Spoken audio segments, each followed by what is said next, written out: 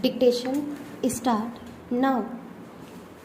It is vehemently submitted by the learned advocates appearing on behalf of the state as well as the prosecutrix that the present case is not a case of mere breach of promise to marry as contended by the learned senior advocate appearing on behalf of the accused. It is submitted that in the present case, from the very beginning and from the inception, the intention of the accused was not to marry with the prosecutrix, and he was to marry one another lady, Radhika Soni. It is submitted that despite the above, he called the prosecutrix at his residence, and by giving promise that he would marry, he had a sexual intercourse with the prosecutrix. It is submitted that in fact the prosecutrix initially objected to have any sexual intercourse. However, as the accused gave assurance and promise that he would marry, the prosecutrix gave consent. It is submitted that as the consent was obtained by the accused on misconception of a fact, and therefore the same cannot be said to be a consent even considering section 90 of the IPC, and the consent was on misconception of fact. Both the courts below have rightly held the accused guilty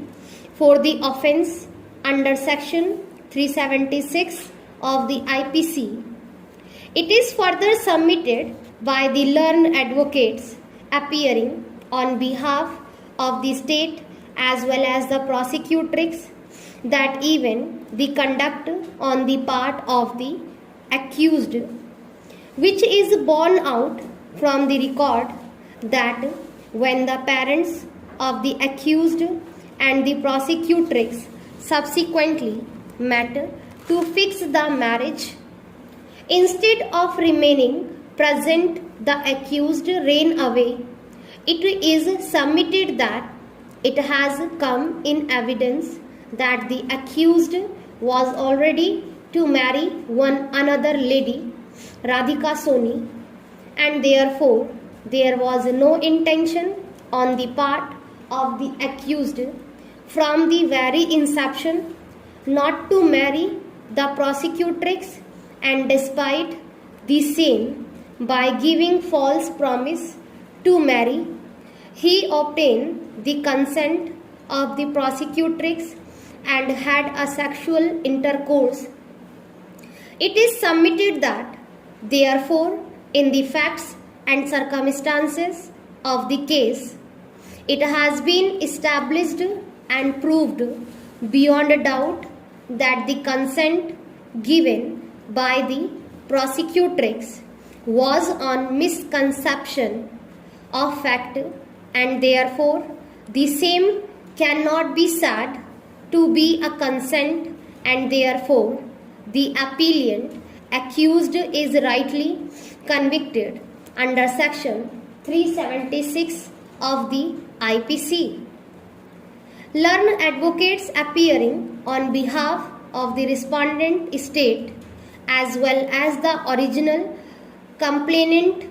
prosecutrix have relied upon certain decisions of this court on section 375 of the IPC, section 90 of the IPC, and on consent on misconception of fact and on consensual sex, which be referred to and considered hereinafter. Now, so far as the reliance placed on the decisions of this court relied upon by the learned counsel appearing on behalf of the accused referred to herein above, learned advocates appearing on behalf of the state as well as the original complainant prosecutrix have submitted that none of the aforesaid decisions